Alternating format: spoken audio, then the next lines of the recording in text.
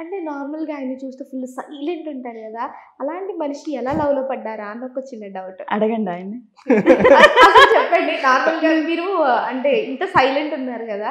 ఎలా అసలు స్వాతి గారిలో మీకేం బాగా నచ్చింది? అంటే లవ్ ఎట్ ఫస్ట్ సైట్ మీకా? ఆవిడకా? తను చెప్తేనే బాగుంటది. ఇది బావుందండి. నేను చెప్పేది నేను చెప్తాను, తను చెప్తే బాగుంటుంది. అంటే లవ్ ఎట్ ఫస్ట్ సైట్ ఇవన్నీ కాదులే కానీ, అంటే అంత ఎక్స్ప్రెస్ కూడా మేము ఎప్పుడు చేసుకోలేదు.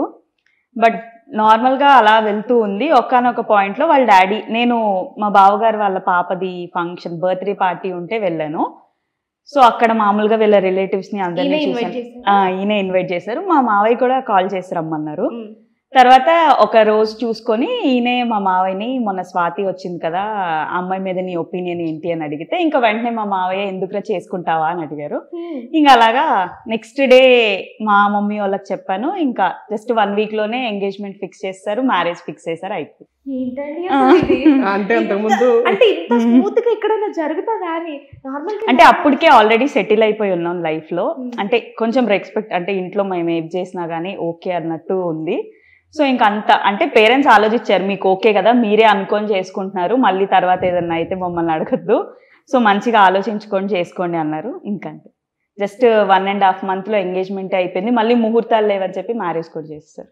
ఓ గాడ్, అసలు ఇంత స్మూత్ గా ఎవరి లైఫ్ లో అయినా జరుగుతుందో నాకైతే తెలియదు కానీ మీ లైఫ్ లో జరిగింది. నేను ఇంకేమైనా ట్విస్ట్లు ఉంటాయని మనం ఎక్స్పెక్ట్ లేదు, అందుకే చెప్పారు సప్పగా ఉండిద్ది మాది అని. అంటే నార్మల్గా వాళ్ళ ఇంట్లో ఓకే ఒప్పుకున్నారంటే ఎక్స్పెక్ట్ చేయొచ్చు. మీ ఇంట్లో కూడా ఇంత ఫాస్ట్ గా ఒప్పేసుకున్నారు అంటే అంటే కృష్ణ గారు కూడా అంటే మా మామ అనేది, అంటే మనం కొంచెం సిటీలో ఉన్నాం కదా, వాళ్ళది కొంచెం పల్లెటూరు కదా, నువ్వు అడ్జస్ట్ అవ్వగలవు, అంతా ఆలోచించుకొని స్టెప్ తీసుకో అని చెప్పి అంది. మొత్తం ఆలోచించుకునే డెసిషన్ తీసుకో. అయినా మా అత్తయ్య మావయ్య కూడా అంటే అక్కడ ఉన్నారని చెప్పి వాళ్ళు ఏమి, ఈ రోజుకి మేము చాలా బాగుంటాం, మా అత్తయ్య కానీ మా మావయ్య కానీ. మ్యారేజ్ డెసిషన్ తీసుకున్నందుకు కూడా ఇప్పటికి కూడా నేను రిగ్రెట్ అవ్వట్లా. అంటే వాళ్ళు చాలా అంటే చాలా బాగా చూసుకుంటారు. ఎప్పుడో ఒక్కసారి వెళ్ళినా కానీ మంచిగా చూసుకుంటారు. ఇంట్లో ఎవరు ఎక్కువ గొడవ పడతారు? గొడవ అంటే మాది గొడవే ఉండదు, అరుచుకుంటాము. మళ్ళీ మొహాలు అరుచుకున్నాక మొహాలు చూసుకోకూడదు, మళ్ళీ నవ్వు వచ్చేసింది. అది ఎంత సీరియస్ అయినా మొహాలు చూసుకొని అంతసేపు అరుస్తాం, మళ్ళీ మొహాలు చూసుకున్నాక నవ్వేసుకోవడం. అంత సీరియస్ గొడవలు అసలు ఎప్పుడు అవ్వలేదు. పెద్ద పెద్ద గొడవలు అవ్వలేదు, జస్ట్ నార్మల్ అంతే. అండ్ మీరండి అంటే నార్మల్గా స్వాతి గారిలో మీకు ఏం నచ్చింది బాగా? అంటే నార్మల్గా మనం అనుకుంటాం కొన్ని డేస్ జర్నీ చేయాలి, ఆ జర్నీలో మనకంటూ ఒక అండర్స్టాండింగ్ రావాలి, దాని తర్వాత పెళ్ళి అనే ప్రపోజల్ వస్తుంది కదా. బట్ మీకు స్వాతి గారిలో బాగా నచ్చింది ఏంటి? కేరింగ్. 2019లో యాక్చువల్లీ చెప్పాలంటే ఈ స్టోరీ కంటే ముందు కొంచెం ఉంది. 2018లో పరిచయం. 2019లో జాబ్ అంటే కంపెనీ మారే ముందు రిజైన్ చేశాను. రిజైన్ చేసిన తర్వాత 2019లో రిజైన్ చేసినప్పుడు హెల్త్ ఇష్యూ వచ్చింది. నోటీస్ పీరియడ్ లో ఉన్నప్పుడు హెల్త్ ఇష్యూ వచ్చింది. అది సివియర్ హెల్త్ ఇష్యూనే, అంటే ఇంకా నడవలేని కూర్చోలేని పరిస్థితి అనమాట.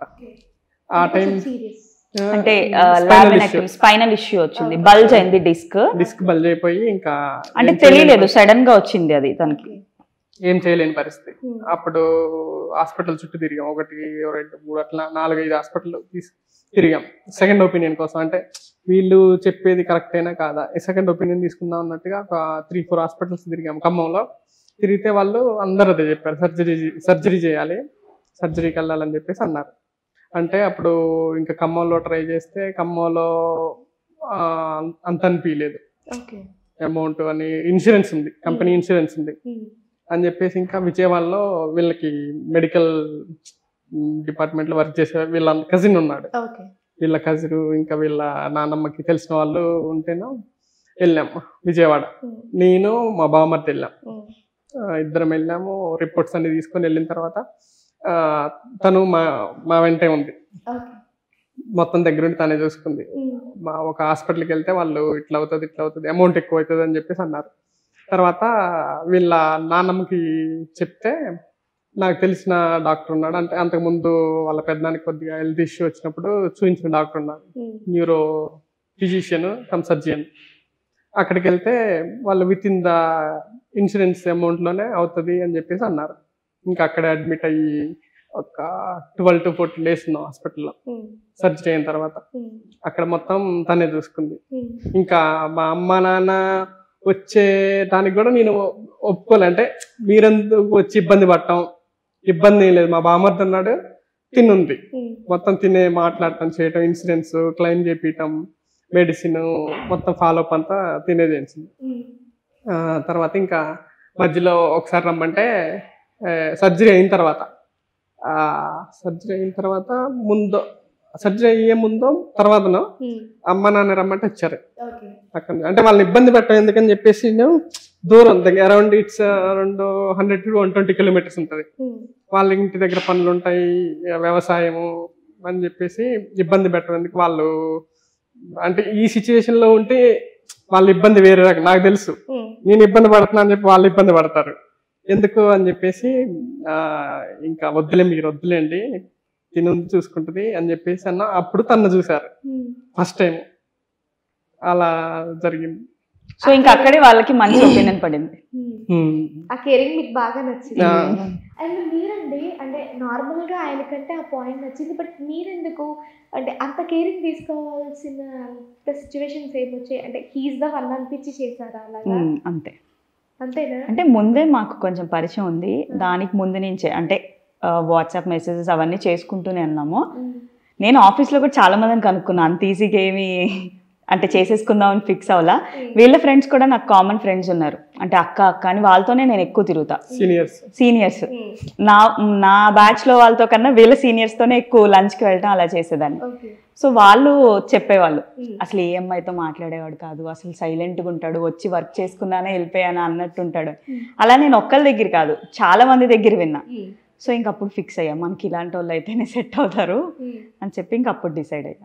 ఓకే, మొత్తానికి ఆ ఫీలింగ్ కాస్త అలా చూపించేశారు అనమాట, ఆ కేరింగ్ లాగా. అంటే అది ఆ సర్జరీ అయ్యాకే మేము పక్కా ఫిక్స్ అయ్యాం ఇంకా మ్యారేజ్ చేసుకోవాలి అని.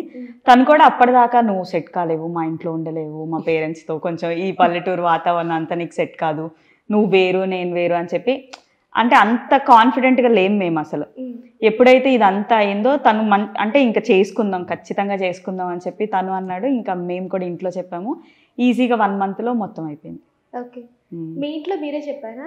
మా ఇంట్లో నేనే చెప్పాను, మా మమ్మీకి చెప్పాను నేను. మా మమ్మీ నేను అసలు ఫుల్ ఫ్రెండ్స్ చిన్నప్పటి నుంచి ఇప్పటిదాకా, ప్రతిదీ అసలు దాసిందంటూ లేదు. మా అన్నయ్య కూడా అంతే. మా మమ్మీ అసలు ఎంత జోయల్ అంటే ఏదైనా చెప్పొచ్చు మీరు. ఇప్పుడు ఎవరన్నా ఈవెన్ కాలేజీల్లో కూడా ఎవరైనా ఇలా వెనకొస్తున్నారన్నా కానీ, ఈవెన్ మా అమ్మ అయినా కానీ ఇంట్లో అంత అంటే స్ట్రిక్ట్గా ఉంటారు. ఇప్పుడు అంటే నాకు 5 members అన్నయ్యలు, మా డాడీకి ఒక్కలే అయినా కానీ అందరం సేమ్ బిల్డింగ్లో ఉంటాం. అన్నయ్యలతో ఉంటే ఎలా ఉండిద్ది తెలుసు, ఎక్కడికి వెళ్ళినా వాళ్ళే డ్రాప్ చేసి వాళ్ళే తీసుకొచ్చి అంత స్ట్రిక్ట్గా ఉండిద్ది. కానీ అలా అని వేరే వాళ్ళు చేసినవి మన మీద ఏమి ఫ్రీగా ఉంటారు మంచిగా. సో ఈజీగా మా మమ్మీకి చెప్పాను, మా మమ్మీ ఇంట్లో వాళ్ళకి చెప్పింది, ఇంకా అందరు ఒప్పుకున్నారు. మా అన్నయ్య కూడా అంత అంటే లేదు కాదు అన్నట్టు కాదు, అర్థం చేసుకుంటాడు కొంచెం. అందులో తిన్ని కూడా ఒకసారి చూసారు, కొంచెం మనిషి సైలెంట్గా ఉన్నారు, చూసారు దగ్గరగా. వీళ్ళంతా వీళ్ళ ఫ్యామిలీ కూడా తెలుసు కొంచెం అంటే మంచి పద్ధతిగా ఉందని. ఇంకా వాళ్ళు చేయాలన్నా ఇలాంటిదే చేయాలనుకుంటారు కదా. సో ఇంకా ఏ ప్రాబ్లం లేకుండా యాక్సెప్ట్ చేస్తారు. చాలా స్మూత్ గా, చాలా హ్యాపీగా, చాలా హ్యాపీ ఎండింగ్ తో మీ మ్యారేజ్ అయిపోయింది అనమాట. అంతేనా? ఓకే, అంటే నార్మల్గా మీ ఇంట్లో అంత అంటే చాలా వరకు చాలా ఇంటి చూస్తే లవ్ మ్యారేజ్కి చాలా అగైనెస్ట్గా ఉంటారు. లవ్ అనే పదం వినిపిస్తేనే చాలా ఇక అదేదో పెద్ద తప్పు చేసేసారు అన్నంత లెవెల్లో ఫీల్ అయిపోతూ ఉంటారు. అండ్ అన్నయ్యల విషయానికి వస్తే మా చెల్లి వెళ్ళి ఎవరితో అన్న మాట్లాడింది అంటేనే ఇక వాడిని వెళ్ళి కొట్టేయడమో ఏదో చేసేయడమే ఉంటుంది. మీదంతా మొత్తానికి రివర్స్ ఉంది. అంటే మా అన్నయ్య కొంచెం ఆ టైపేలే కానీ ఆయనకి తెలిసిద్ది మనిషి ఎలాంటోడని, దాన్ని బట్టి బిహేవ్ చేస్తాడు. తిన గురించి ఫస్ట్ నుంచి మంచి ఒపీనియన్ ఉంది కాబట్టి సో మా అన్నయ్యకి ఏ ప్రాబ్లం లేదు. రాజగారు కూడా ఫుల్ కోపం అనుకుంటా. అసలు ఆయన గురించి మీకు సరిగ్గా తెలీదు, ఆయన ఒక దానకర్ణుడు. అవునా? ఆయనకి అసలు కోపమే రాదు. కోపం రాదు అస్సలు, అంటే అస్సలు రాదు ఆయనకి. ఇంకా మా ఆయన కన్నా వస్తుంది కానీ ఆయనకి అస్సలే రాదు. మా మమ్మీ అని ఇంత మంచిగా ఎందుకుంటున్నావురా అని చెప్పి, బయట వాళ్ళ దగ్గర అయితే మరీ అసలు దారుణంగా ఉంటాడు. నేను రౌడీయే, మా ఇంట్లో నేను రౌడీయే. నాకు అసలు ముక్కు మీద ఉండిద్ది, నా మొబైల్లో కూడా స్టార్టింగ్ లో అదే పెట్టాను, రౌడీ అనే పెట్టాడు. అంటే నేను ఇంట్లో కూడా ఇప్పుడు ఒక్క అమ్మాయి అంటే అందరు అబ్బాయిలు అంటే ఆబ్వియస్లీ గారాబంగా పెంచుతారు కాబట్టి ఇంకా అలాగే ఉంటాం కదా మనం. మా అన్నయ్య అలా కాదు, కొంచెం సైలెంట్. చేస్తాడు బాగానే, విలనిజం అంతా చేస్తాడులే కానీ మనుషుల దగ్గర మటుకు చాలా సైలెంట్. అంటే మంచితనం, అతి మంచితనం. అసలు కొంచెం కూడా కోపం అస్సలు రాదు ఆయనకి. ఇదివరకు వచ్చేదిలే కానీ ఒక 4 years నుంచి అయితే లేదు. మరి ఈ చిన్నప్పుడు కొంచెం ఇంటర్ బీటెక్ అలాగా ఇంకా ఆ ఏజ్ లో అంటే అది కామన్, ఇంకా ఊరికనే సీరియస్ అయ్యేవాడు. కానీ ఇప్పుడు ఒక 4 years నుంచి అయితే చాలా సైలెంట్గా ఉంటాడు.